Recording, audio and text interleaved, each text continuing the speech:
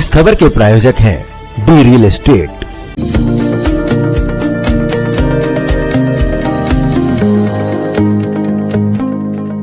दिल्ली के मलकागंज में कश्मीर के दर्दनाक हादसे को लेकर उन शहीदों के सुनकर अखाड़े से झंडा चौक तक हिंदू मुस्लिम सभी एक कैंडल मार्च में शामिल हुए। पाकिस्तान के खिलाफ लोगों में काफी आक्रोश था। सभी एक आवाज में पाकिस्तान मुर्दाबाद के नारे लगा रहे थे। हमारी बात लोगों से हुई तो बहुत गुस्सा लोगों में भरा हुआ था। लोगों ने क्या कुछ कहा, देखें इस खबर में।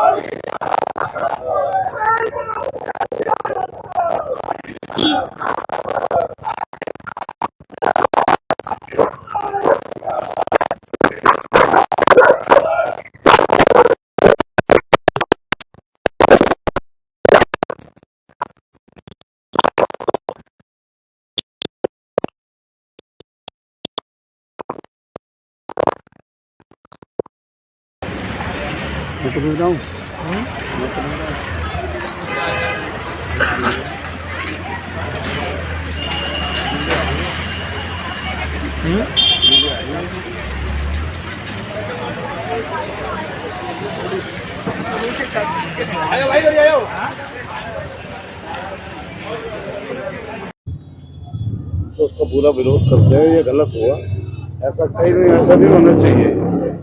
इस तरीके से हमारे देशवासियों के साथ ऐसे अत्याचार कर रहे हैं। घूमने गए थे और उन्होंने इस तरीके से ये इतना बड़ा स्वतंत्र रचा है कि जिसका हमें बड़ा अफसोस है। सजा मिलनी चाहिए, इसकी सजा मिलनी चाहिए, बराबर मिलनी चाहिए। जो अभी सरकार ने कदम उठाया है कि उसके साथ समर्थन करते हैं सभी। हाँ, बिल्कुल समर्थन करते हैं, पूरा समर्थन करते हैं उनके साथ। और सख्त उठाना चाहिए। हाँ, इसका समर्थन करते हैं और इसके ऊपर सख्त कार्रवाई करनी चाहिए।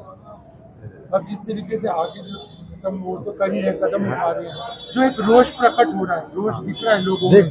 बिल्कुल रोष है ही। जब हमारी जो इन्होंने जो हमारे साथ करा है, हमारे बच्चों के साथ जो करा है वो गलत करा है।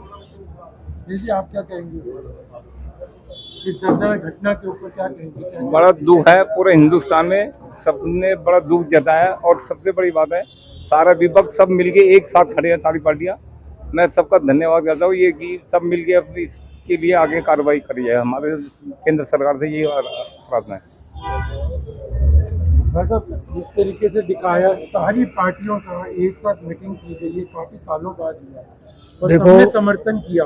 ये दुख की घड़ी है, वह तो बहुत गलत है, ये होना नहीं चाहिए। सैलानियों को इस तरीके से मार रहे हैं, ये मारना नहीं चाहिए।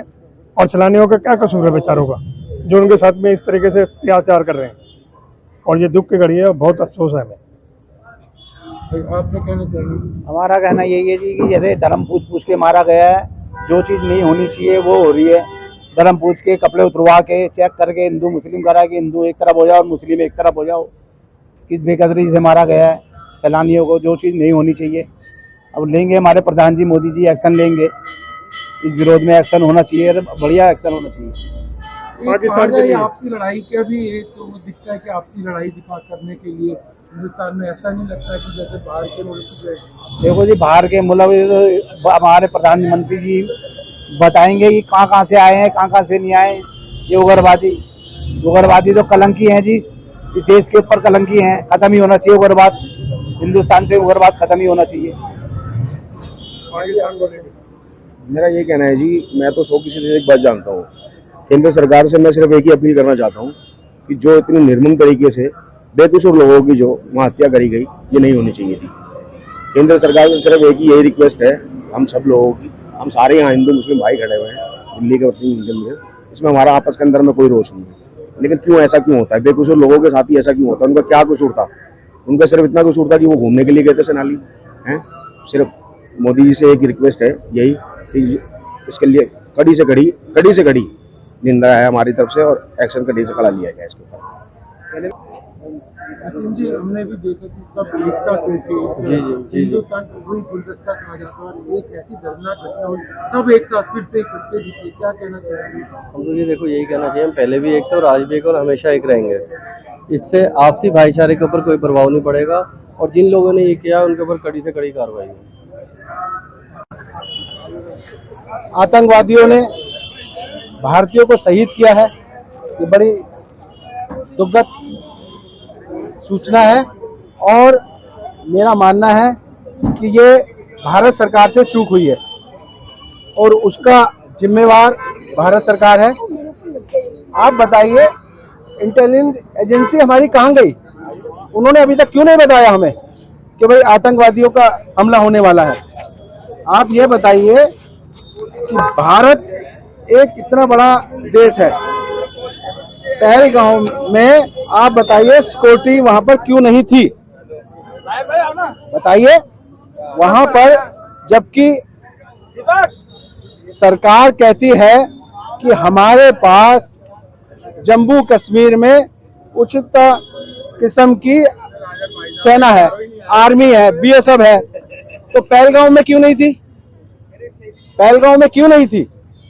ये बहुत बड़ी चूक है, और भारत को, सत्ताधारियों को इसका जवाब लेना पड़ेगा, और भारतवासियों को इसका जवाब देना पड़ेगा। अगर जिस तरह पूरा देश सड़कों पे उतर आया है, अगर सरकार ने एक्शन नहीं लिया तो यही होगा कि बॉर्डर तोड़ के एक एक देशवासी पाकिस्तानियों को गोली मारेगा। यहाँ पर पूरा देश एकजुट है, देश को छोड़िए आप, पूरा वर्ल्ड एकजुट है, और पूरा वर्ल्ड यही कह रहा है कि पाकिस्तान ने गलती की है। तो अब आप देरी किस बात की कर रहे हैं?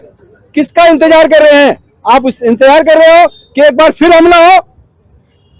मैं कहना चाहता हूं सत्ताधारियों को, अभी होश में आ जाओ, नहीं तो ये जनता जिसने आपको बिठाया है ना, वही जनता जब बॉर्डर पे जाएगी और तुम्हारा पुतला फूकेगी वहां, फिर तुम्हारा क्या हाल होगा।